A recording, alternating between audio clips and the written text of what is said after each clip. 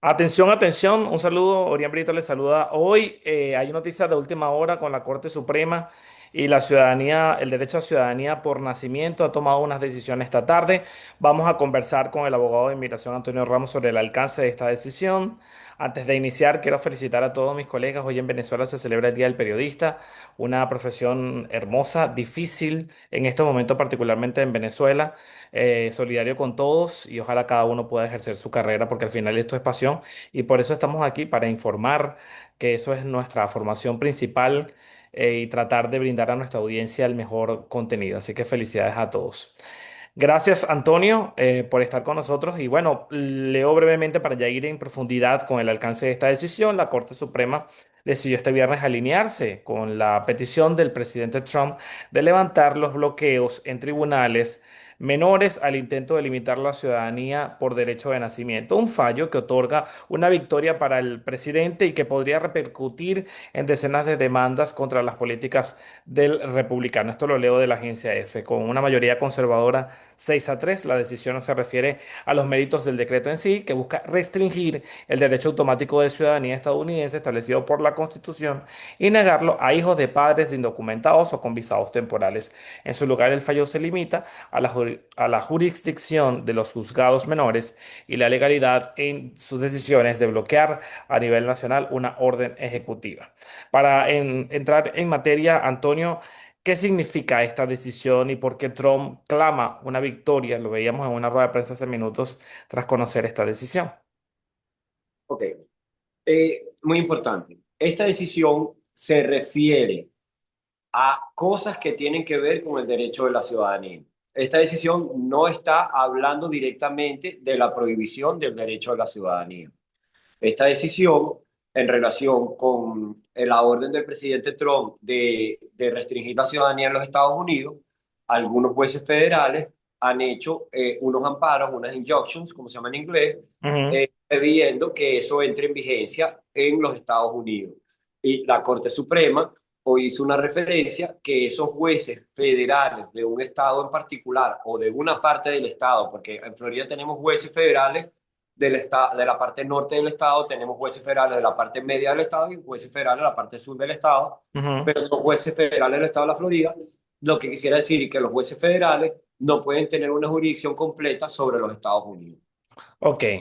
Fíjate que la agencia EFE dice específicamente evalúa los bloqueos nacionales temporales a la orden de Trump en parte de tres jueces federales, Maryland, Washington y Massachusetts, quienes determinaron en decisiones separadas que el presidente no tiene la autoridad de cambiar o restringir la Constitución.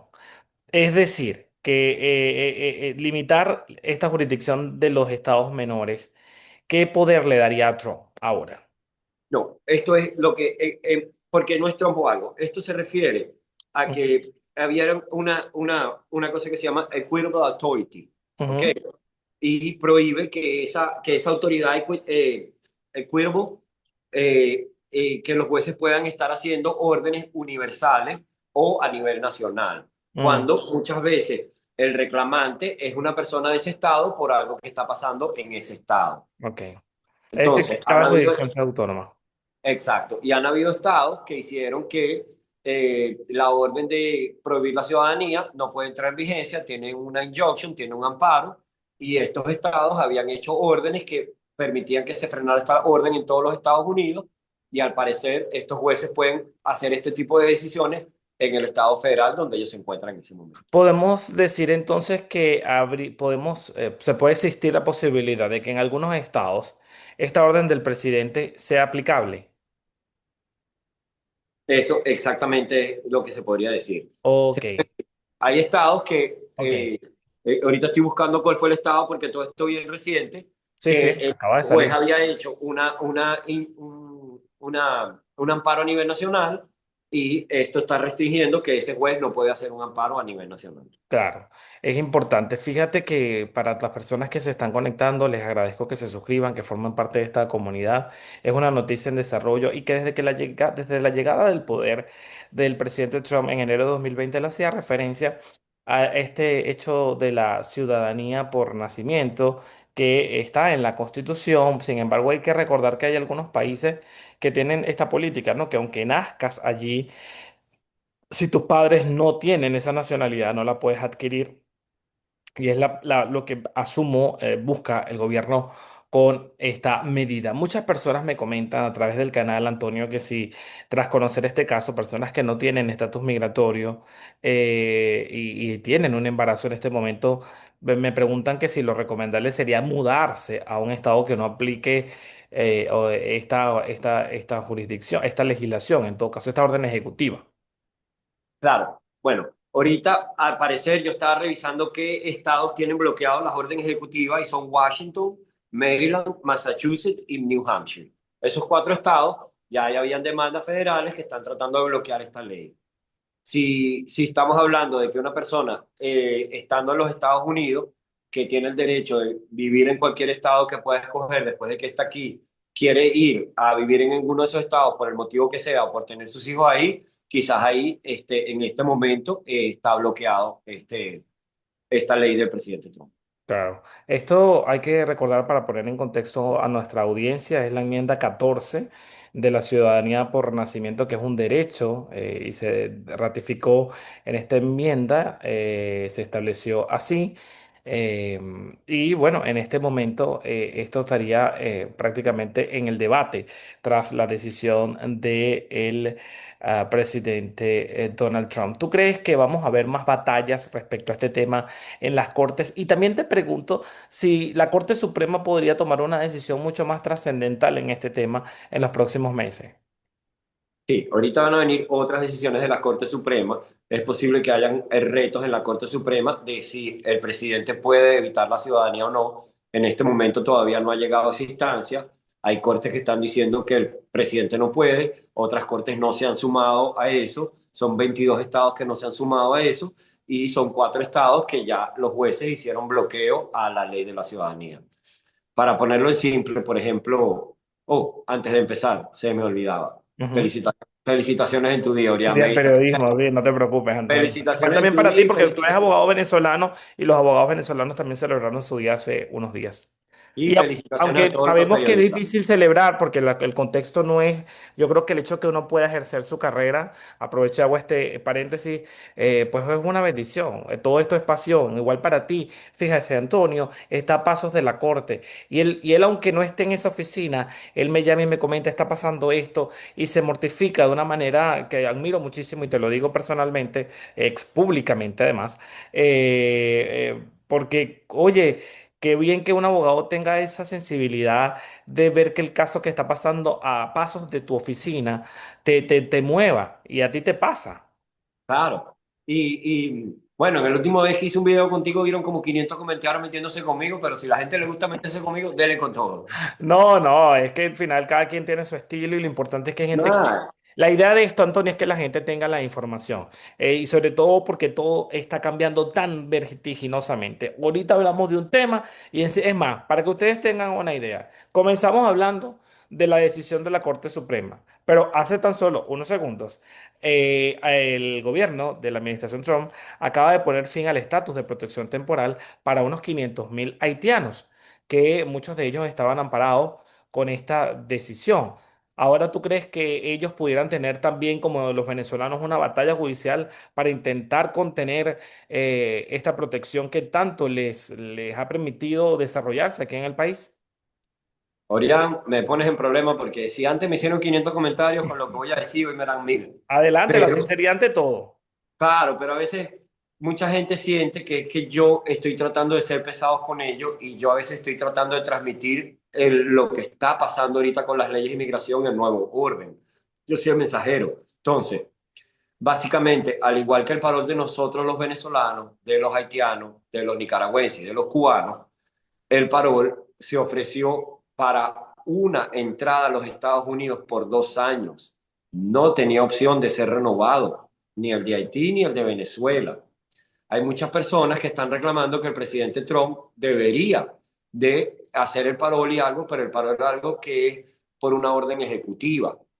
Y en este caso, el presidente Biden hizo una orden ejecutiva que creó el parol y el presidente Biden, con un punto de vista diferente, lo hizo de aquella manera y hoy el presidente Trump actualmente acaba de hacer que él no quiere el parol. yo no pienso que es algo que las cortes van a poder obligar al presidente a tener que traer más gente en parol o a tener que seguir extendiendo los paroles. Por el contrario, quitaron los paroles cubanos, quitaron los paroles venezolanos. Ha sido bien difícil la tendencia de lo que está pasando.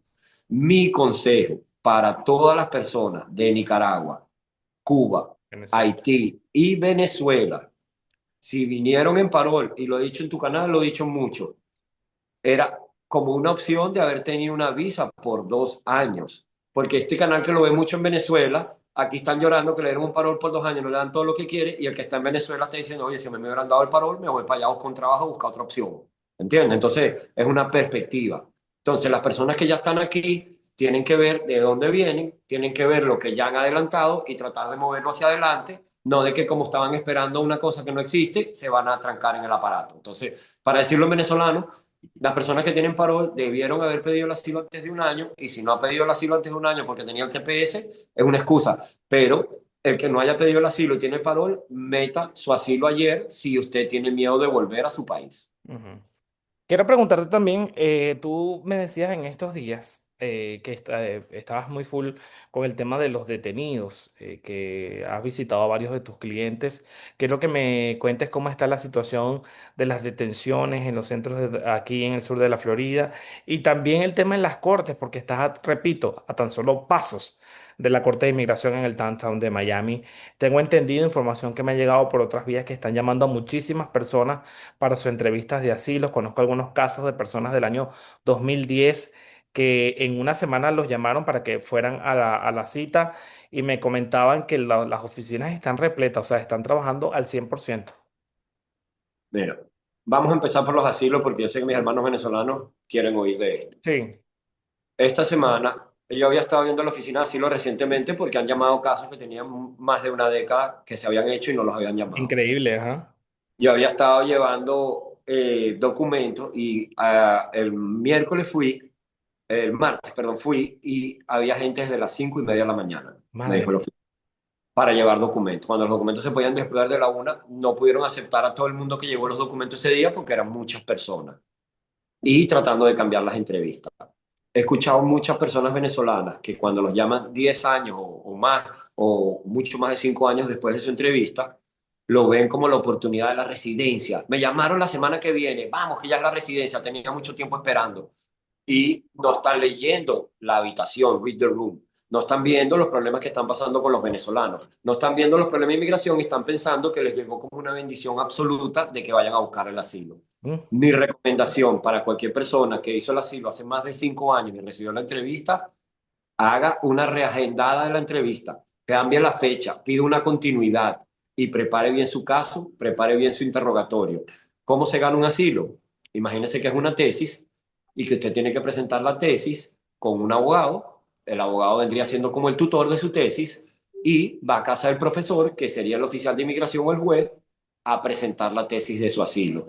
Pero si usted pasó 10 años de su asilo, lo llaman hoy y va a ir pensando que como fue hace tanto tiempo, le va a decir al oficial que no se acuerde y que le dé el asilo, es muy difícil que le den el asilo en esta situación del presidente Trump. Mi recomendación, si una persona tuvo algún tipo de manifestaciones políticas y hizo algo en Venezuela y por eso se vino, prepare lo mejor que pueda su testimonio, su caso, busque evidencias nuevas antes de presentarse en la entrevista, Esto es porque es una impactante lo que está oportunidad. pasando y disculpa que te interrumpa, pero estoy hablando con una persona muy querida que recordé que tenía la cita y me atreví a escribirle en este momento porque, claro, con la vorágine del día a día uno se le olvida y dije, ciertamente conozco una persona que sometió el asilo hace mucho tiempo, muy querido, repito, y le acabo de preguntar que cómo le fue y me acaba de responder que se lo negaron, o sea, la situación y también en un asilo de mucho tiempo. Y los jueces me dice que la entrevista fue bastante tensa, que no, que el oficial estaba como muy reacio a escucharla, ¿no? De la petición y muy difícil. Y Eh, los oficiales de asilo no son adversarios. Muy poca gente lo va a entender. Nosotros los venezolanos tenemos la excusa de que si hacemos como un conflicto, el del conflicto me debes algo y me tienes que dar algo. Y el oficial no va a hacer ningún conflicto. El oficial hace una pregunta, la persona puede contestar lo que quiera. El oficial va a poner la pregunta, va a poner la respuesta que la persona dio Si la respuesta no tiene nada que ver con la pregunta, va a ser difícil que gane el asilo, pero el oficial no le va a decir, es que tú me estás mintiendo. No hay adversidad en la oficina de asilo. Mi consejo en la oficina de asilo es, a usted lo van a dejar hablar lo que usted quiera, es su caso, hable bien. Si el oficial va a tener 45 minutos de tiempo para dedicarle atención a su caso, tenga las palabras claves preparadas, hable solo de la persecución política y su opinión política, no hable de sus sentimientos y de su trama cuando estaba chiquito, enfóquese en las palabras, en las cosas que dan asilo. Es como un examen. Sí, Uno puede ir al es examen como, a y a escribir mí me gustó la perfecto. descripción que hiciste, es como una tesis realmente. La gente dice, no, yo escribo, no, eso es como un marco teórico, una hipótesis, todo lo que tiene, las pruebas son, tienen que, eso no es. Yo recuerdo que cuando yo llegué a este país, y te lo digo como anécdota muy personal también, yo le preguntaba a la gente, bueno, tú me puedes mostrar tu asilo para entender cómo lo hiciste, y cuando sacaban aquellos libros gordos de Petete, yo decía, pero ¿y por qué tanto? Y me decía, no, pero es que esto tiene que ser muy bien sustentado. Esto no es cualquier cosita. Ya de por sí la planilla es bastante amplia, pero todo lo que hay que argumentar para que el caso tenga fuerza lleva su trabajo. Claro, pero aquí Y voy. mucha gente, te digo, esta información también, que como el caso lo hizo hace 10 12 años, entonces pierden contacto con sus abogados. Entonces se quedaron con el caso y se van a la cita sin representación. Tú lo ves esto. eh, Yo he usado la excusa con mis clientes que quieren hacer la cita. Le digo, mire, yo no tengo tiempo para ese día. A propósito, para extenderle la cita y ayudarlo. Si prefiere irse con otro abogado porque quiere ir ese día, esa vía es de ellos. Yo no soy el papá. Yo no soy el papá. Yo estoy tratando de ayudar como una persona responsable. Pero Claro. ahorita, porque sé que los televidentes, las personas que nos están viendo, les importa saber quizás mi opinión de qué es lo más importante para las evidencias del asilo. Y aquí voy. ¿Listo todo el mundo? Vamos. La evidencia más importante que yo conozco como abogado de inmigración por un par de décadas es el testimonio. Esa es la evidencia más importante. Muchas personas ahora me preguntan que ellos tienen muchos papeles para no tener que hacer testimonio. No hay manera de evadir, no hay manera de darle un círculo al testimonio y pasarle por un lado. Es usted el que tenía la opinión política, es usted el que le dio miedo y se tuvo que venir, es usted el que tiene que explicarlo, ningún papel lo va a explicar. Entonces, por más que usted tenga papeles muy sólidos que demuestren cosas, si el oficial no cree en su palabra, no va a tener asilo. Entonces, lo primero es mantener la credibilidad con el oficial. Cuatro verdades, un pecadillo. Yo he visto asilos que se ganan con cuatro verdades y un pecadillo, más que con cinco mentiras y me pongo bravo, adverso. Y el testimonio lo pueden ver como el árbol. El testimonio es el tronco del árbol con las raíces. Y las flores y las ramas son las evidencias. Las evidencias no pueden ser más importantes que el tronco porque si no, no nacen. Entonces, cuando hablamos legalmente, se llama la fundación. El testimonio da la fundación para que la evidencia exista. Porque muchas veces llevan una cantidad de papeles que no tienen que ver con el testimonio de ellos, tienen que ver con persecución política de otras personas y eso no da asilo. He visto el peor error que la gente habla en su testimonio del caso de las demás personas, del caso de los demás venezolanos que están en Venezuela sufriendo. Entérese, el asilo es de usted, el oficial está empezando a oír lo que le pasó a usted.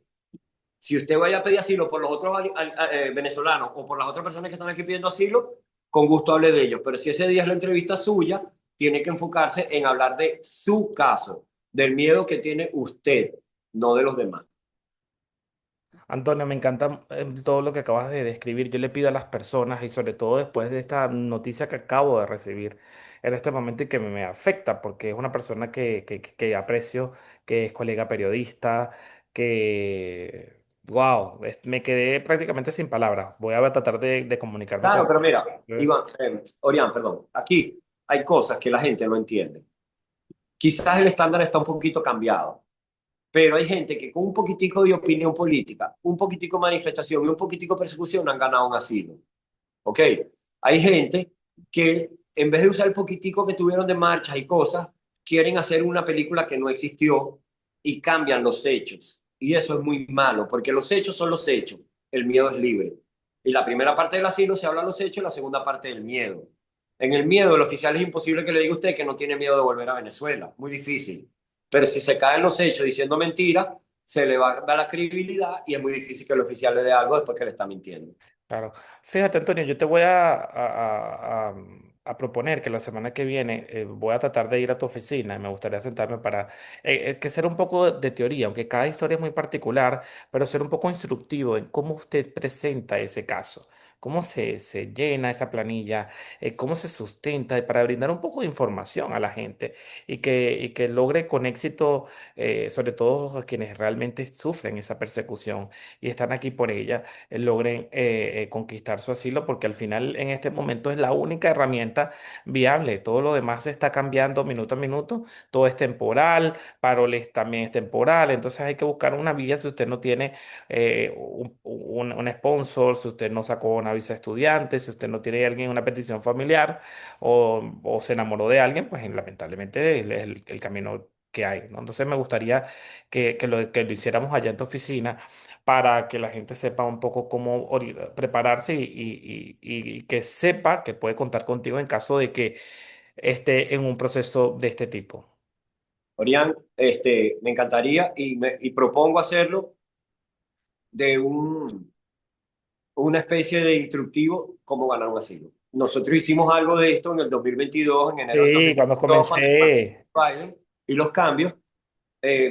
Muchas cosas que dijimos quizás las vamos a repetir y las cosas nuevas las vamos a indicar, pero podemos hacer lo que es la Perfecto. entrevista de miedo creíble, porque mucha gente va a tener otra vez la entrevista de miedo creíble, la entrevista de asilo o el juicio de asilo y hablar de Perfecto. esas cosas con gusto. Perfecto, Antonio. Entonces estamos la semana que viene pendientes para eso. Quiero que des tu número de contacto, por favor, para cualquier persona que haya visto esta conversación pueda llamarte, hacer una cita, y no dormirse con su caso. Una cosita más. Adelante. El periodista Freddy Davalillo, mi felicitación, tú sabes, También y Freddy, que es un gran colega que está ahí en la oficina y que además, es nuestro periodista aquí. yo sé y le admiro muchísimo que ha aprendido. Freddy es el periodista que yo hubiese querido ser en el aspecto de que me hubiese encantado estar metido en una oficina de inmigración, porque es súper interesante cómo todo va cambiando, ¿no? Y al mismo tiempo emigrar nos permite conocer nuevas experiencias, y es maravilloso. Freddy lo ha hecho muy bien y lo felicito, ¿verdad? De mi parte. Y un saludo a Gaby Santander por allá en ¡Qué Venezuela. cumpleaños hoy! Y cumpleaños, Gaby, imagínate, celebra, disfruta, Gaby. Exactamente, que Te también, queremos desde sí. aquí. Sí, Y sí. Un a mis besito. compañeros periodistas del UCB, UCB. También, también. Muchísimas gracias, Antonio. Tu número de contacto, por favor. Ok, mira. Antonio Ramos, abogado de corte de inmigración. El teléfono es 305-244-0056. 305-244-0056. La primera consulta es gratis y puede ser por teléfono. Perfecto, muy bien. Muchísimas gracias, amigos. Conéctense pendientes que vamos a estar en la oficina de Antonio explicando más sobre el asilo y no se duerma porque todo está cambiando minuto a minuto. No, en la semana que viene vamos con todo, para hacerlo Dale, bien programado. dale, seguro que sí. Hasta pronto. Saludos, Buen fin de chao. semana.